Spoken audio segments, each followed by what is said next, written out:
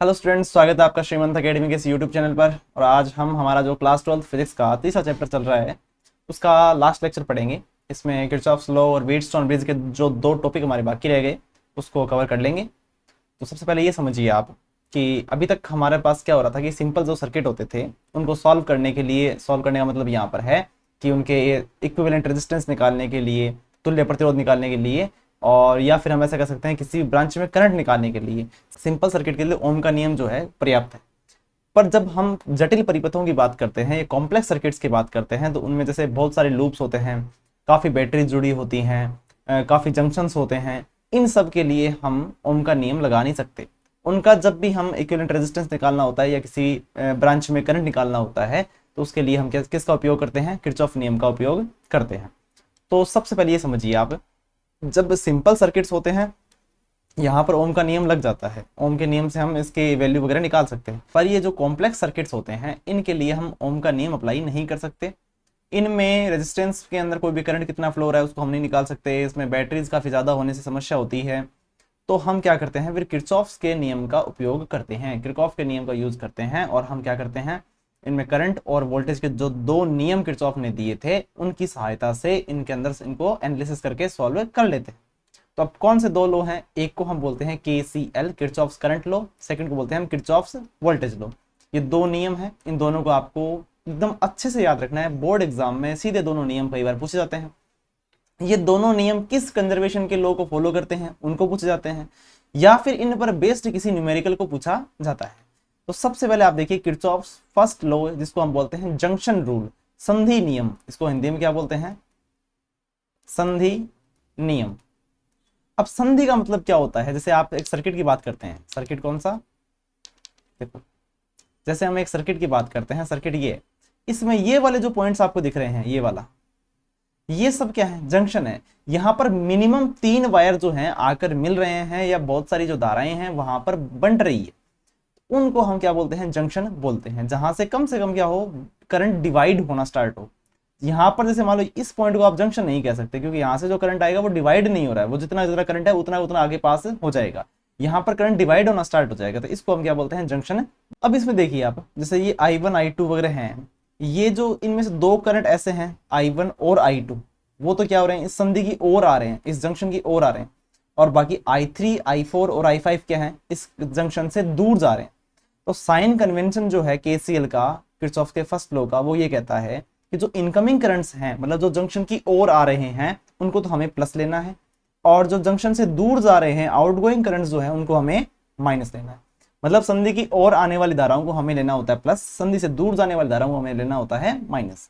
तो ये I1 और I2 तो हमने यहाँ पर लिखा है प्लस का, और I3 I4 और I5 जो है उनको हमने लिखा है माइनस का। इन सभी का सम जो होगा वो हमेशा किसके इक्वल होगा? 0। तभी हम किसको क्या कहते हैं? किरचॉफ्स करंट लॉ के अकॉर्डिंग कि टोटल जो करंट होता है किसी भी जंक्शन के ऊपर, उनका सम कितना होता है? 0 होता है। पर सीधा नहीं जोड़ना है, साइन कन्वेंशन के साथ में जोड़ना है। प्लस कहां पर लेना है, माइनस कहां पर लेना है, आपको याद रखना पड़ेगा। अब करंट जो होता है उसका मेन कारक कौन है? वो है चार्ज। तो चार्ज कंजर्वेशन के लॉ का ये फॉलो करता है। कैसे करता है? कि जितना चार्ज आ रहा है उतना का उतना चार्ज जा रहा है। KCL is based on the law of conservation of charge, आवेश संरक्षण के सिद्धांत का पालन करता है। अब सेकंड लॉ क्या है? सेकंड लॉ है लूप रूल, मतलब किरचॉफ का पाश नियम, या इसको बोलते हैं लूप नियम, या किरचॉफ का वोल्टता नियम, या किरचॉफ का द्वितीय नियम। इसको जो है, इसकी लैंग्वेज क्या है पहले तो वो समझो। In any closed electrical loop the algebraic sum of the products of current and resistance is equal to the algebraic sum of electromotive forces। मतलब क्या है? जैसे मान लो ये आपको लूप दिख रहा है, ये बड़े कॉम्प्लेक्स सर्किट का एक छोटा सा कोई लूप हो सकता है। इसमें क्या है कि जब एक पूरे लूप को कवर करेंगे तो हमारे पूरे लूप के अंदर जितने भी रेजिस्टेंस आ रहे हैं उन पर वोल्टेज, और जितनी भी बैटरीज आ रही है उनके सबके EMF, इन दोनों का सम क्या होता है? इक्वल होता है। फॉर एग्जाम्पल यहाँ पर लिखा हुआ है, जैसे मान लो ये रेजिस्टेंस है, इस रेजिस्टेंस पर करंट कितना फ्लो हो रहा है? I। तो I मल्टीप्लाई बाई R कितना हो गया? IR। ये किसके बराबर होगा? इस लूप में जो आने वाले जितने भी इलेक्ट्रोमोटिव फोर्सेस हैं, जो कि E है यहाँ पर, तो E के इक्वल होगा। यहाँ पर लिखा total summation of IR is equal to summation of E, जो कि समेशन ऑफ V भी कह सकते हैं हम, इज इक्वल टू 0। कैसे कह सकते हैं V? क्योंकि जब आप इन दोनों को देखो, इधर माइनस IR को उधर लेके जाओगे तो ये क्या बनेगा? समेशन E माइनस IR, और समय ई माइनस आई आर क्या होता है, वो होता है वी, तो summation of V is equal to 0। तो नेट वोल्टेज का जो सम होता है किसी भी लूप के अंदर वो टोटल कितना होता है, 0 होता है। दूसरा ये ध्यान रखना, जब वोल्टेज की बात करें तो वोल्टेज एक प्रकार की एनर्जी हो जाएगी। KVL is based on the law of conservation of energy, जहां से आपने स्टार्ट किया है। देखो हम लूप रूल की बात कर रहे हैं जो कि वोल्टेज पर बेस्ड है। अब वोल्टेज क्या होता है, net work done per unit charge. तो वर्क जो किया हमने एनर्जी की फॉर्म में किया। वर्क कैसे करते हो आप, एनर्जी को साथ में करते हो। तो यहाँ पर जिस पॉइंट से स्टार्ट किया था उसी पॉइंट पर आपने खत्म कर दिया, इसलिए इनिशियल पॉइंट और आपका फाइनल पॉइंट जो है वो सेम है। तो टोटल नेट वर्क कितना होना चाहिए, वो होना चाहिए 0। इसीलिए law of conservation of energy को फॉलो करता है। हम कहेंगे KVL is based on the law of conservation of energy, मतलब ऊर्जा संरक्षण के सिद्धांत का पालन करता है, ये ध्यान रखना है। अब किरचॉफ सेकंड लॉ के जो आपके दो साइन कन्वेंशन है उनको आपको इतना डीप सही से समझना है, जरूरी समझना है, ताकि आपके जितने भी न्यूमेरिकल हैं उनमें केवीएल का बहुत बड़ा रोल है। बिना अगर केवीएल की हेल्प से आप इनके न्यूमेरिकल सॉल्व कर ही नहीं सकते। ठीक है, तो सबसे पहले तो आप इनका जो कंपैरिजन है वो देख लो। जो किरचॉफ का करंट लॉ है वो जंक्शन रूल कहलाता है, ये लूप रूल या रूल कहलाता है। कोर इक्वेशन मतलब summation of I is equal to 0 होना चाहिए, summation V is equal to 0 होना चाहिए। फिजिकल फाउंडेशन मतलब यहाँ पर क्या है, ये कंजर्वेशन ऑफ चार्ज को फॉलो करता है। सेकंड लॉ जो है वो कंजर्वेशन ऑफ एनर्जी को फॉलो करता है, और ये जो है नोड या जंक्शन पर लगता है, ये किसी लूप के अंदर काम करता है। इसके बाद में देखो केवीएल जो है इसमें हम डायरेक्शन का रोल कैसे निभाएंगे, डायरेक्शंस कैसे देखेंगे इसमें।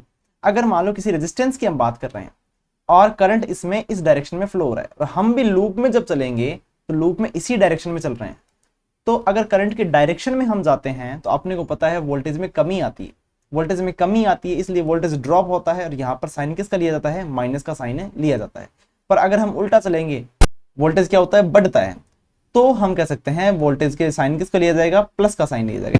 यहाँ पर सारा रोल जो है वो वोल्टेज का है, इसलिए साइन भी किसके अकॉर्डिंग लिया जाता है, वोल्टेज के अकॉर्डिंग। वोल्टेज अगर बढ़ रहा है तो प्लस, वोल्टेज अगर कम हो रहा है तो माइनस। अब इसी प्रकार से बैटरीज, क्योंकि इसमें न्यूमेरिकल में दो चीजें काम की है, एक रेजिस्टेंस और दूसरी बैटरी या कोई सेल। तो इसमें अगर सबसे पहले हम रेजिस्टर की बात करने कर ली, रेजिस्टर में क्या होगा, अगर करंट के डायरेक्शन में जा रहे हैं तो वोल्टेज लिया जाएगा नेगेटिव, करंट की अपोजिट डायरेक्शन में चल रहे हैं तो लिया जाएगा पॉजिटिव। और क्यों लिया जाएगा उसका रीजन है कि वोल्टेज में क्या हो रही है, कमी या वृद्धि हो रही है, उसके अनुसार ही आपको वोल्टेज का साइन प्लस या माइनस लेना है। अब किसी बैटरी की बात करते हैं, बैटरी को हमने जूम कर दिया यहाँ पर, ये नेगेटिव टर्मिनल है इसका, ये पॉजिटिव टर्मिनल है। अगर हम ऐसे लूप में चल रहे हैं कि पहले नेगेटिव टर्मिनल आ रहा है, तो अब देखो नेगेटिव से हम पॉजिटिव की ओर जाएंगे तो लो पोटेंशियल से हाई पोटेंशियल की ओर जाएंगे, मतलब वोल्टेज में वृद्धि होगी, बढ़ेगा वोल्टेज, तो हम साइन किसका लेंगे, प्लस का लेंगे। पर अगर यही हम उल्टा चलें कि पहले पॉजिटिव टर्मिनल आ गया उसके बाद में नेगेटिव आ रहा है, तो हम पॉजिटिव से नेगेटिव की ओर जा रहे हैं, तो हाई पोटेंशियल से लो पोटेंशियल की ओर जा रहे हैं, तो पोटेंशियल में कमी हो रही है, इसलिए यहाँ पर साइन किसका लिया जाता है, माइनस का लिया जाता है। इन चारों को आपको दिमाग में एकदम अच्छे से बिठा के रखना है। करंट की डायरेक्शन में चलेंगे तो माइनस, करंट की अपोजिट डायरेक्शन में चलेंगे तो प्लस, सेल का नेगेटिव सिरा पहले आ रहा है तो प्लस, पॉजिटिव सिरा पहले आ रहा है तो माइनस, ये चारों याद रखना। अब देखिए एक न्यूमेरिकल करते हैं हम इस पर। इसमें अगर आपको जो डायग्राम दिख रहा है आपको, हमें क्या करना है, रेजिस्टेंस, हर एक जो रेजिस्टेंस है इसमें करंट की वैल्यू फाइंड करनी है, ये हमें दे रखा है, किरचॉफ के नियम की सहायता से करना है। तो सबसे पहले देखो जो संधि नियम है और जो वोल्टेज नियम है उन दोनों को हमें यहाँ पर अप्लाई करना है और उनकी हेल्प से इसकी वैल्यू फाइंड करनी है। तरीका क्या रहेगा वो समझो। सबसे पहले आपको क्या करना होता है, केसीएल अप्लाई करना होता है। केसीएल हमेशा डायग्राम में अप्लाई होता है, हो सकता है थोड़ा सा एग्जामिनर आपकी हेल्प कर दे और आपको पहले से ही डायरेक्शन वगैरह बना के दे दे, पर आपको नहीं देगा तो भी आपको आनी चाहिए। तरीका क्या रहता है, पहली बात तो किरचॉफ ने इतना अच्छा नियम दिया है कि इसको आप कैसे भी अप्लाई करो पर सही तरीके से, तो आपका कहीं पर भी गलत नहीं होगा। हो सकता है आपका और आपके दोस्त का तरीका अलग अलग हो पर इसका आंसर हमेशा क्या आएगा, सही आएगा। आपको सबसे पहले बड़ी बैटरी से स्टार्ट करना है, याद ऐसे रखना, छोटी से करोगे कोई दिक्कत नहीं है। बड़ी बैटरी कौन सी है, 18 वोल्ट की है। यहां से करंट को स्टार्ट करना है। मान लो सबसे पहले आपने करंट कितना फ्लो किया, आई किया। आई करंट जो है यहाँ से ए से बी में जा रहा है, यहाँ पर आपको एक जंक्शन मिला, जंक्शन में क्या होगा, करंट डिवाइड होगा। फॉर एग्जाम्पल आपने ये मान लिया कि इधर जो करंट गया वो कितना गया, I1 करंट गया, तो इधर B से E में कितना फ्लो होगा, I2 भी लिख सकते हो आप, पर ज्यादा मैं तो आपको कहता हूं कि I माइनस I1 लिख। क्यों, क्योंकि जितना यहाँ पर करंट होता है, पीछे से जितना करंट आता है उतना ही आगे दोनों पार्ट्स में डिवाइड होता है। तो मान लो फॉर एग्जाम्पल पीछे से 5 एम्पियर करंट आ रहा है, 2 आगे गया तो बचा कितना, 3 एम्पियर करंट। तो हम सीधा लिख सकते हैं कि आई करंट आया है, I1 आगे गया तो नीचे कितना बचा, I माइनस I1। अब ये जो I1 आपको दिख रहा है वो इधर से जाएगा इस बैटरी के थ्रू, इस I1 में भी, इस 1 ओम में भी कितना आएगा, I1 आएगा। अब ये जो इधर से ऊपर से तो आ रही है B से E की ओर I माइनस I1 करंट, और D से E की ओर आ रही है I1 करंट, ये दोनों मिलकर कितने हो जाएंगे, I minus I1 plus I1, मतलब कितना हो गया I। ये I करंट इधर से फ्लो हो जाएगा और लास्ट में इस बैटरी पे कितना करंट आ जाएगा, I करंट आ जाएगा। तो मतलब I से हमने स्टार्ट किया और I पर ही हम खत्म कर दिया। तो अगर आपने ऐसे अप्लाई कर दिया तो KCL का काम आपका कंप्लीट हो चुका है। जितना करंट आपने स्टार्ट किया उतना करंट आ चुका है, तो इसका मतलब आपने KCL सही से अप्लाई कर दिया है। ये तरीका था। अब हम KVL अप्लाई करेंगे। KVL के लिए हम क्या करना पड़ेगा, लूप लेने पड़ेंगे। अब आपके पास वेरिएबल कितने दिख रहे हैं, यहाँ पर I और I1 दो वेरिएबल्स हैं, चर राशियां दो हैं, तो आपको कम से कम दो समीकरण चाहिए। मैथ्स का रूल यही कहता है कि आपको जितने वेरिएबल्स निकालने होते हैं मिनिमम आपको उतनी इक्वेशंस बतानी होती है। तो अपने सबसे पहले एक लूप लेते हैं। लूप देखो आप, A B E F A से स्टार्ट किया, बी पर आए, ई पर गए, फिर एफ पर और फिर ए पर, मतलब आप इस तरीके से इस लूप में चल रहे हो। तो हमने क्या किया, A B E F A में KVL से when we applied Kirchhoff's voltage law in the loop A B E F A we get, सबसे पहले देखो A से B पर जा रहे हैं, A से B पर जा रहे हैं तो करंट की डायरेक्शन में चल रहे हैं। करंट की डायरेक्शन में साइन किसका आता है, माइनस का साइन आता है। फिर करंट पे, फिर ये रेजिस्टेंस कितना है, 12 है, करंट इसमें कितना है, I है। तो वोल्टेज क्या होता है इस पर, I इंटू आर होता है। किसी भी रेजिस्टेंस पर वोल्टेज जो होता है वो IR होता है, किसी भी बैटरी का जो होता है वो आपको दे रखा होता है। तो इसमें 12 गुणा I लिखोगे आप, 12 मल्टीप्लाई बाई I। फिर B से E पर जब हम जाएंगे तो करंट की डायरेक्शन में चल रहे हैं, करंट की डायरेक्शन में किसका साइन आएगा, माइनस का साइन आएगा। 6 रेजिस्टेंस है इसका, करंट कितना है इसमें, I माइनस I1। फिर हम E से F पर आए, कोई भी रेजिस्टेंस हमें नहीं है, I से हमें लेना नहीं है, हमें दो ही चीजें देखनी है, या तो रेजिस्टेंस देखना है या बैटरी देखनी है। E से F में कुछ नहीं मिला, फिर हम गए बैटरी की ओर, बैटरी का नेगेटिव टर्मिनल पहले आया, नेगेटिव पहले आएगा तो पॉजिटिव लेना है, पॉजिटिव पहले आया तो नेगेटिव लेना है। तो यहाँ पर नेगेटिव है इसलिए पॉजिटिव लेंगे, और कितना वोल्टेज का, 18 बराबर में 0। इसको हम अगर थोड़ा सॉल्व करें तो ये बनेगा माइनस के 12I माइनस के 6I प्लस 6I1 प्लस 18 बराबर 0। जब हम इसको सॉल्व और करें थोड़ा सा तो ये बन गया 6I1 minus 18I plus 18 is equal to 0। और इनमें सब में 6 कॉमन है तो आप लिख सकते हो I1 minus 3I plus 3 is equal to 0। ठीक है, और इस 3 को आप उधर भेजोगे तो इनको आप माइनस लिख सकते हो, या फिर इन दोनों को उधर भेज दो आप, तो ये बनेगा 3I minus I1 is equal to 3, समीकरण नंबर 1। अब आपको इसी तरीके से एक लूप और लेना है। एक लूप मतलब हम सेकंड वाला लूप ले लें। सेकंड वाले लूप में देखो ये वाला, इसमें अगर आप ऐसे चलोगे तो B से C, C से D, D से E, E से B, तो हम इसी प्रकार से दूसरे में अप्लाई कर देंगे और लिखेंगे किसमें, B C D E B में KVL अप्लाई करने पर। तो क्या होगा, B से C पर गए, पहले हमें एक रेजिस्टेंस मिला, करंट के डायरेक्शन में चल रहे हैं, साइन आएगा माइनस का, एक रेजिस्टेंस है, I1 इसमें करंट है। फिर हम C से D पर आएंगे, बैटरी का नेगेटिव टर्मिनल पहले आ रहा है, नेगेटिव है तो पॉजिटिव लेना है, कितना लेना है, 12। फिर D से E पर गए तो करंट की डायरेक्शन में चल रहे हैं, करंट की डायरेक्शन में साइन किसका आएगा, माइनस का, 1 I1। फिर हम चल रहे हैं E से B की ओर, करंट की अपोजिट डायरेक्शन में, मतलब हमें साइन किसका लेना है, पॉजिटिव।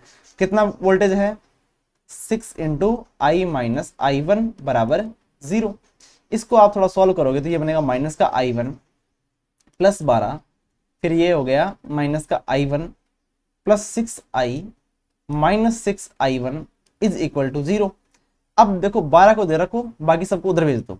तो पहली बात तो ये 6I है, ये उधर जाएगा तो माइनस का 6I, और ये माइनस I1 माइनस के 2I1 और ये माइनस के 8I1 उधर जाएंगे तो प्लस के 8I1, और इधर क्या रह गया, 12। इसको थोड़ा सा और सॉल्व करेंगे तो क्या बन सकता है, इसको आप काट सकते हो, 2 से काट सकते हो, तो ये बनेगा 4I1 माइनस 3I बराबर 6, समीकरण नंबर 2। अब आप देखो इन दोनों को अगर हम जोड़ दें, समीकरण 1 और समीकरण 2 को जोड़ दें, 3I से 3I कट जाएगा, तो बचेगा क्या, मतलब हम लिखेंगे इक्वेशन 1 प्लस इक्वेशन 2, तो क्या हो जाएगा माइनस का I1 इसमें बचेगा और 4I1 उसमें बचेगा, ठीक है, जोड़ते ही। तो और 6 और 3 कितने हो जाएंगे, 9। ये हो गया 3I1 बराबर 9। I1 की वैल्यू कितनी आ गई, 9/3, मतलब 3 एम्पियर करंट आ गया। अब I1 की वैल्यू आप चाहे किसी भी एक समीकरण रख दो, मान लो समीकरण नंबर 1 में हम पुट कर दें तो 3I माइनस I1 की वैल्यू 3 बराबर 3, तो 3I बराबर कितना आया, 3 और 3 6, तो I की वैल्यू कितनी आ गई, 2। तो कहने का मतलब ये हुआ कि 2 एम्पियर करंट जो है वो तो है I की वैल्यू, I1 की वैल्यू कितनी है, 3 एम्पियर।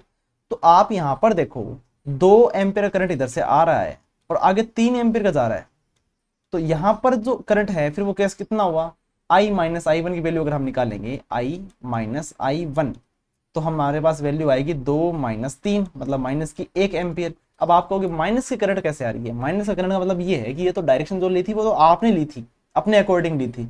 इसका मतलब आपको डायग्राम में कुछ चेंज नहीं करना है। माइनस 1 एम्पियर आने का मतलब ये हो गया कि आपने तो डायरेक्शन ली थी बी से ई की ओर, पर वास्तव में है किधर, ई से बी की ओर। माइनस का साइन जहां पर भी आ जाए आप डायरेक्शन को उल्टा कर दोगे अपने आप, डायग्राम में नहीं, लास्ट में बताते समय। तो आपको जब इनको एक्सप्लेन करना होगा कि कौन से रेजिस्टेंस में कितना करंट है, तो आप जैसे 12 आप बताओगे कि 12 ओम वाला जो रेजिस्टेंस है इसमें कितना करंट है, वो ए से बी की ओर है और आई करंट है, इसका मतलब आई की वैल्यू कितनी है, 2 एम्पियर करंट फ्लो हो रहा है। इसी प्रकार से अगर आप बी से ई में बताओगे तो आप कहोगे कि जो 6 ओम का रेजिस्टेंस है इसमें 1 एम्पियर का करंट फ्लो हो रहा है, पर ई से बी की डायरेक्शन में हो रहा है। इसी प्रकार आप कहोगे बी से सी वाला जो 1 ओम का रेजिस्टेंस है इसमें कितना करंट फ्लो हो रहा है, इसमें 3 एम्पियर करंट फ्लो हो रहा है। ऐसे आपको बताना है, इस प्रकार से आपको सॉल्व करके आना है, ठीक है। अब है व्हीटस्टोन ब्रिज, व्हीटस्टोन सेतु, ये इस चैप्टर का लास्ट टॉपिक है। व्हीटस्टोन सेतु होता क्या है, पहली बात तो ये एक ऐसा अरेंजमेंट होता है, आपके प्रैक्टिकल में काम आता है, कि जिसमें हम 3 जो रेजिस्टेंस होते हैं उनकी हेल्प से चौथे रेजिस्टेंस की वैल्यू फाइंड करते हैं। 3 हमारे पास नॉन होते हैं, जिसमें से 2 तो फिक्स होते हैं और एक जो होता है वो वेरिएबल रेजिस्टेंस होता है। और हम इसको बैलेंस कंडीशन में लाके हम पढ़ेंगे बैलेंस कंडीशन क्या होती है, संतुलन की अवस्था क्या होती है, बैलेंस कंडीशन में लाके इसको सॉल्व कर लेंगे। तरीका ये रहेगा, देखो डायग्राम आप समझ लेना, इसके क्वाड्रिलेटरल जो नेटवर्क होता है ये, जिसमें 4 रेजिस्टेंस होते हैं, जो सामने आपका डायग्राम दिख रहा है इस प्रकार से इनको एडजस्ट किया जाता है। इनके बी और डी जो टर्मिनल है इनके बीच में एक गैल्वेनोमीटर को कनेक्ट किया जाता है और ए और सी के बीच में एक बैटरी को कनेक्ट किया जाता है। R1, R2, R3 और R4 ये इस प्रकार से रेजिस्टेंस को जोड़ा जाता है। अब क्या है कंस्ट्रक्शन इसकी देख लेते हो, आप बनावट देख लेते हैं। Requires 3 non resistance and 1 unknown resistance, मतलब जिसका आपको अननोन रेजिस्टेंस है जिसकी वैल्यू हमें निकालनी है वो R4 ज्यादातर हम लेके चलते हैं। तो बाकी जो 3 हैं इनकी हेल्प से हम किसकी वैल्यू निकालते हैं, R4 की वैल्यू निकालते हैं। एक बीच में जो गैल्वेनोमीटर जोड़ा जाता है वो क्या होता है, एक हाईली सेंसिटिव करंट डिटेक्टर होता है जो बीच में सेंट्रल ब्रांच में जोड़ा जाता है। अब इसका मतलब क्या है, एक छोटे से करंट भी अगर इसमें फ्लो होता है तो गैल्वेनोमीटर में दिखाई देता है, हाईली सेंसिटिव होता है ये। अब फायदा क्या होता है, इसमें हमें इस प्रकार से एडजस्ट करना होता है कि इस B का और D का पोटेंशियल जो है वो सेम हो जाए, वोल्टेज में डिफरेंस जो है वो 0 हो जाए। और जब वोल्टेज में डिफरेंस 0 होता है तो कोई करंट फ्लो नहीं होता है। इसमें जो गैल्वेनोमीटर में आने वाले करंट की वैल्यू कितनी हो जाती है, 0 हो जाती है। उस समय हम कह सकते हैं कि इनमें जो एडजेसेंट आर्म होती है, आसन्न भुजाएं होती हैं, उन दोनों का रेशियो जो होता है रेजिस्टेंस का वो आपस में बराबर होता है। फॉर एग्जाम्पल मान लो इसमें कोई करंट फ्लो नहीं हो रहा है इस बार, तो ये जो आपस में जुड़ी हुई 2 भुजाएं हैं इनमें जो रेजिस्टेंस है R1 और R3 इनका रेशियो इन दो बच गई जो भुजाएं हैं उनके रेशियो के इक्वल होता है। ये व्हीटस्टोन सेतु का सिद्धांत कहलाता है। अब देखो प्रिंसिपल हमने पढ़ लिया कि जब हम गैल्वेनोमीटर में करंट कितना होगा, 0 होगा, तो R1 और R3 का रेशियो ये दे रखा है लास्ट में, R2 और R4 के रेशियो के बराबर होगा। अब इसको प्रूफ करना होता है, आपके एग्जाम में आता है, तो प्रूफ कीजिए किरचॉफ के नियम की सहायता से। तो हम कैसे करेंगे वो देखो, पर इसमें ध्यान रखना इसका मेन जो उद्देश्य क्या है, बी और डी जो पॉइंट्स हैं इनके पोटेंशियल को बराबर करना ताकि वोल्टेज डिफरेंस कितना हो जाए, 0 हो जाए। अब इसमें देखिए आप, फॉर एग्जाम्पल हम इस लूप की बात करते हैं और इस प्रकार से चलते हैं, ठीक है। सबसे पहले हम ए से बी पर जब जाएंगे, लूप कौन सा लिया हमने, ए बी डी ए से बी पर जा रहे हैं, करंट के डायरेक्शन में जा रहे हैं, वोल्टेज कितना होगा I इंटू आर, तो I1 तो करंट है, R1 इसमें रेजिस्टेंस है, तो माइनस का I1 R1। फिर हम आए B से D पर, गैल्वेनोमीटर में आए, गैल्वेनोमीटर में करंट कितना है IG और इसका रेजिस्टेंस कितना है कैपिटल G, तो हमने लिख दिया माइनस का IG मल्टीप्लाई बाई G। फिर हम आए D से A पर, तो D से A पर करंट की अपोजिट डायरेक्शन में चल रहे हैं, तो I2 इंटू R2, तो I2 इंटू R2 और पॉजिटिव साइन हमने ले लिया, बराबर में 0। अब हम अगर बैलेंस कंडीशन की बात करते हैं तो बैलेंस कंडीशन में हमें पता है गैल्वेनोमीटर का करंट कितना होता है 0 होता है। तो जैसे हम IG की वैल्यू यहाँ पर 0 पुट करेंगे, क्या बच गया माइनस का I1 R1 बराबर I2 R2। क्या बनेगा I1 R1 is equal to I2 R2। I1 upon I2 अगर हम लेके चाहें तो क्या बनेगा R2 अपॉन R1। ये आ गई हमारे पास इक्वेशन नंबर फर्स्ट। अब क्या करेंगे, इसी प्रकार से सेकंड वाला जो लूप है उसको लेंगे, इसमें भी इसी प्रकार से लेंगे। पहले B से C पर, तो करंट के डायरेक्शन में जा रहे हैं, वोल्टेज कितना है I3 इंटू R3, माइनस का I3 R3। फिर हम करंट की अपोजिट डायरेक्शन में चले, I4 इंटू R4। साइन किसका लिया प्लस का, क्यों, क्योंकि करंट की अपोजिट डायरेक्शन में चल रहे हैं। फिर इसी प्रकार से IG की अपोजिट डायरेक्शन में हम चलेंगे, तो प्लस का IG इंटू G। पर बैलेंस कंडीशन की हमें बात करनी है, तो IG की वैल्यू कितनी होती है 0 होती है। इसी तो अब हमारे पास क्या बचेगा I3 R3 बराबर I4 R4। इससे I3 अपॉन I4 की वैल्यू किसके बराबर आ जाएगी, I3 अपॉन I4 की वैल्यू आ जाएगी हमारे पास R4 बटे R3। पर हमें अगर पता है कि जब करंट इसमें 0 ही होगा तो जो करंट इधर से जा रहा है I1 वही करंट यहां से डिवाइड तो होगा ही नहीं, तो सीधा सीधा आगे निकल जाएगा। इसका मतलब I3 जो करंट है वो वास्तव में किसके बराबर होगा बैलेंस कंडीशन में, I1 के बराबर होगा। इसी प्रकार से जो I2 करंट इधर से जा रहा है वो I2 करंट इधर से आया ही नहीं, कुछ मिला ही नहीं उसमें से कुछ, तो सीधी सी बात है I2 आगे जो जाएगा वो I2 ही जाएगा। मतलब I4 की वैल्यू किसके बराबर होगी, I2 बराबर I4। ठीक है, तो हम ये कह सकते हैं I1 is equal to I3, I2 is equal to I4। तो हम यहाँ पर I3 की जगह क्या लिख सकते हैं I1 और I4 की जगह क्या लिख सकते हैं I2। तो I1 अपॉन I2 भी किसके बराबर हो गया R4 अपॉन R3 के।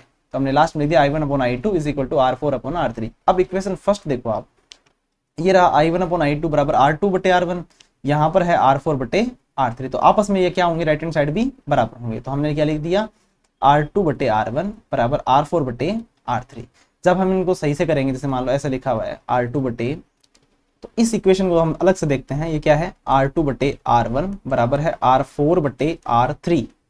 जब हम R1 को उधर लेके जाएंगे, R4 को नीचे लेके आएंगे, तो क्या बनेगा R2 बटे R4 बराबर हो जाएगा R1 बटे R3। इसी को तो हमें प्रूफ करना था। तो ये था व्हीटस्टोन ब्रिज का सिद्धांत, इसको हमने प्रूफ भी कर। तो इस लेक्चर को हम यहीं समाप्त करते हैं। अगर आपको वीडियो पसंद आया इसको लाइक कीजिएगा, चैनल को सब्सक्राइब कर लीजिएगा और अपने दोस्तों के साथ में शेयर कर लीजिएगा। Thank you.